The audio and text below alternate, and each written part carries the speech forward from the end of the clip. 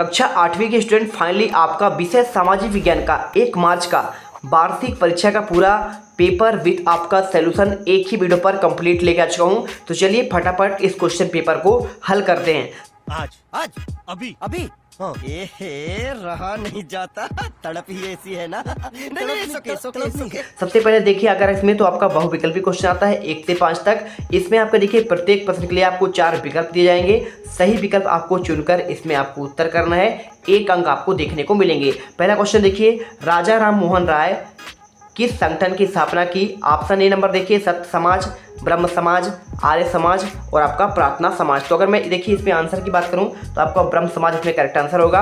भारतीय संविधान सभा का गठन कब किया गया? जनवरी 1950, नवंबर 1949, अगस्त 1947, दिसंबर 1946। तो आपको ऑप्शन नंबर डी नंबर दिसंबर 1946 करना है। इसके बाद देखिए, ब्रिटिश शासनकाल के प्रथम और अंतिम गवर्नर जनरल कौन थे? वारेन हेस्टिंग, लॉर्ड माउंटबेटन या फिर लिटन और आपका देखिए रिफन।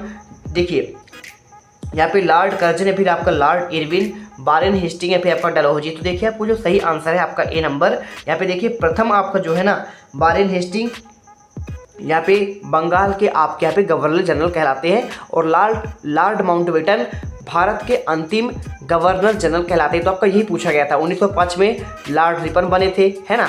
तो यहाँ पे जब आपका बंगाल का विभाजन हुआ था। इसी के साथ देखिए आपका पे सूरत अधिवेशन भी इसी टाइम पे आपका हुआ था।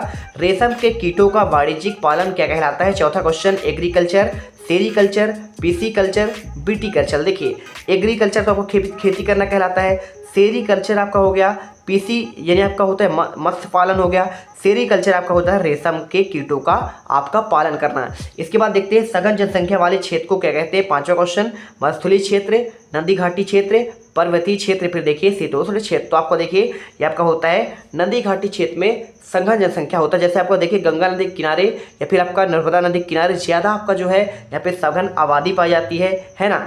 आपको नदियों के किनारे ही यहाँ पे सबसे ज़्यादा क्या है आपका यहाँ पे क्या है धार्मिक और देखिए आपका यहाँ पे स्थैतिक यानी आपका लो है लोग ज़्यादा आपका निवास करते हैं, खेती किसानी सब कुछ करते हैं। ठीक है, चलिए तो यहाँ पे आपका ज़्यादा विकास होता है। आपको आंसर का लेना है। वीडियो में अगर आप पहली बार आए हैं दिल से वीडियो को लाइक करें, चैनल सब्सक्राइब जरूर कर लीजिएगा। ठीक है, चलिए देखिए 6 से आपके 10 तक इसकी आपको देखिए पूर्ति करना है। 1 अंक आपको इसमें दिए जाएंगे। ऑप्शन में क्या दिया है थोड़ा सा जूम कर लेते हैं। तो यहाँ पे देखिए इसमें आपका पूछा गया है संसदीय शासन पद्धति में डैश डैश अपने प्रतिनिधियों का चुनाव करती है। तो कौन करता है? आपको ये बताना है कि भाई करता कौन है।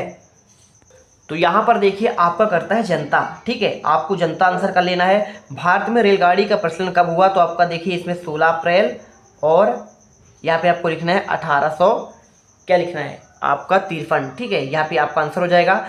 पहाड़ी भूभाग में आने वाली आपदा क्या कहलाती है? तो आपका ये कहलाता है देखिए आपका भूस्खलन। ठीक है, इस खलन कहलाती है। ठीक है, आप लिख दीजिएगा। और इसके बाद कानून बनाने का अधिकार किसे है? तो यहाँ पे देखिए आपको यहाँ पे संसद को है। ठीक है, संसद को कानून बनाने का अधिकार होता है। केसरी समाचार पत्र का संपादक कौन थे? इसमें आंसर देखिए यहाँ पे गंगाधर तिलक आपको आंसर करना है। ठीक है, बाल गंगाधर तिलक। ठीक है, आप पूरा कर लीजिएगा, बाल गंगाधर तिलक इसमें आंसर आ जाएगा। इसके बाद देखिए अति लघु उत्तरीय क्वेश्चन 11 से आपके 16 तक आएंगे। इसमें कैसे करना है? विश्व के प्रमुख चाय उत्पादक देशों के आपको नाम बताने हैं। मैं आपको इसका आंसर प्रोवाइड करा देता हूं। ठीक है, देखिए उत्तर में आपको लिखना है भारत, श्रीलंका, चीन, जापान, इंडोनेशिया। चाय के आपके प्रमुख क्या हैं? उत्पादक देश हैं। इसके बाद देखिए आपका देश का शासन चलाने हेतु आवश्यक नियमों का संग्रह करना है। 12वां क्वेश्चन, इसमें आपको देखिए देश का शासन चलाने हेतु आवश्यक नियमों का संग्रह को यहाँ पे संविधान कहते हैं। इसके बाद देखिए क्वेश्चन 13, दीकू कौन थे? आदिवासी इन्हें क्यों नफरत करते थे? तो अगर मैं इसके आंसर की बात करूँ तो देखिए दीकू अंग्रेज लोग थे। ये आदिवासियों के क्षेत्र में हस्तक्षेप करने के कारण आदिवासी दीकों से नफरत करते थे। इसके बाद देखिए आर्य समाज की स्थापना किसके द्वारा की गई थी? तो आपको उत्तर लिखना है आर्य समाज को देखिए 1875 में आर्य समाज की स्थापना स्वामी दयानंद सरस्वती ने की थी। इसके बाद देखिए दूषित पानी से होने वाली किन्हीं 3 बीमारियों के नाम बताइए। तो आपको देखिए इसमें लिखना है हैजा, पीलिया, टाइफाइड, चर्म रोग आदि दूषित पानी से होने वाली बीमारी है। गांधी जी ने किस कानून के विरोध में दांडी मार्च शुरू किया था? तो आपको देखिए उत्तर लिखना है गांधी जी ने नमक कानून के विरोध में दांडी मार्च शुरू किया था। ठीक है, इसके बाद चलिए देखते हैं आपका यहाँ पे नेक्स्ट क्वेश्चन। इसमें आपको देखने को मिलेगा क्वेश्चन नंबर आपका यहाँ पे लघुत्तरी क्वेश्चन 17 से आपके 22 तक। इसमें आपको देखिए 3 अंक आपको मिलेंगे। पानीपत की तीसरी लड़ाई क्यों महत्वपूर्ण है, तो आपको देखिए आंसर में आपको लिख देना है पानीपत की तीसरी लड़ाई यहाँ पे 1761 में अफगान आक्रमणकारियों अहमद शाह अब्दाली और पुणे के सदाशिवराव भाऊ पेशवा के तहत मराठों के बीच लड़ी गई, जिसमें मराठों की हार हुई और यह मराठों की सबसे बुरी हार थी। इस युद्ध ने भारत में अंग्रेजों की विजय के रास्ते खोल दिए। इसके बाद देखिए आपका यहाँ पे जो है नेक्स्ट क्वेश्चन, केंद्र सरकार के आय के स्रोत कौन कौन से हैं, तो आपको इसमें उत्तर कैसे लिखना है, देखिए आपको लिखना है प्रत्यक्ष कर जैसे आयकर, कारपोरेट कर आदि, और अप्रत्यक्ष कर जैसे जीएसटी, सीमा शुल्क, उत्पाद शुल्क आदि, गैर राजस्व कर, उधार और कर्ज, विदेशी मद और आपका अनुदान। फटाफट वीडियो लाइक जरूर करना। इसके बाद देखना जन्म दर और मृत्यु दर में आपका क्या अंतर है, तो आपको आंसर में देखिए लिखना है प्रति 1000 व्यक्तियों पर जीवित जन्मों की दर आपका जन्म दर कहलाती है, जबकि प्रति 1000 व्यक्तियों में मरने वालों की आपका जो संख्या होती है उससे मृत्यु दर कहते हैं। इसके बाद देखिए स्थानांतरी कृषि क्या कहलाता है, आपको 20 क्वेश्चन का आंसर देना है। इसकी क्या क्या हानियां है 3 नंबर का, तो देखिए आपको लिखना है एक निश्चित अवधि के बाद स्थान बदल कर की जाने वाली कृषि को स्थानांतरी कृषि कहते हैं। इस कृषि में वृक्षों को काटकर जलाकर भूखंड साफ किया जाता है और तब राख को मृदा में मिलाया जाता है और फसलों की उगाया जाता है। भूमि की उर्वरता को समाप्ति के बाद यह भूमि छोड़ दी जाती है और कृषक नए भूखंड पर चला जाता है। इसके बाद देखिए आपका यहाँ पे जो नेक्स्ट क्वेश्चन दिया गया है, ईस्ट इंडिया कंपनी द्वारा स्थायी बंदोबस्त कब और क्यों लागू किया गया, तो देखिए 21वां का आंसर कंपनी द्वारा 1793 में स्थायी बंदोबस्त लागू किया गया, क्योंकि इससे कंपनी को स्थायी रूप से राजस्व की राशि प्राप्त हो सकेगी। जमींदारी में जमीन में भूमि सुधार के खर्चों के लिए प्रोत्साहन मिलेगा। जमींदारों को विशेष क्षेत्र देकर राजस्व वसूली की मांग को स्थायी रूप से करने पर कंपनी को अधिक लाभ होगा। ठीक है, तो यहाँ पे आपको जो है इस प्रकार से आपको आंसर करना है। स्क्रीनशॉट कर लीजिए फटाफट या फिर कॉपी पर लिख लीजिए। इसके बाद देखिए वर्नाकुलर से आपका क्या आता है, आंसर में आपको देखिए लिखना है वर्नाकुलर शब्द आमतौर पर मानक भाषा से अलग किसी स्थानीय भाषा या बोली के लिए प्रयोग किया गया और भारत जैसे उपनिवेशिक देशों में अंग्रेज रोजमर्रा इस्तेमाल करने की स्थानीय भाषाओं और साम्राज्यवादियों की शासकों की भाषा के अंग्रेजों के बीच फर्क को चिन्हित करने के लिए इस शब्द का इस्तेमाल किया गया है। ठीक है, इसके बाद देखिए आपका यहाँ पे अब आता है आपका 23 से 26 तक के 5 नंबर वाले क्वेश्चन में देखिए क्या दिया गया है, किसी लोकतांत्रिक देश की संविधान की क्यों जरूरत आपका होती है, तो देखिए आपको किसी भी देश की संविधान की जरूरत इसलिए होती है, देश की राजनीतिक सत्ता और तय संविधान द्वारा ही किसी देश का शासन निर्धारित होता है। इसके साथ देखिए आपको यहाँ पे जो है पूरा आंसर कर लेना है, सत्ता के दुरुपयोग को रोकना।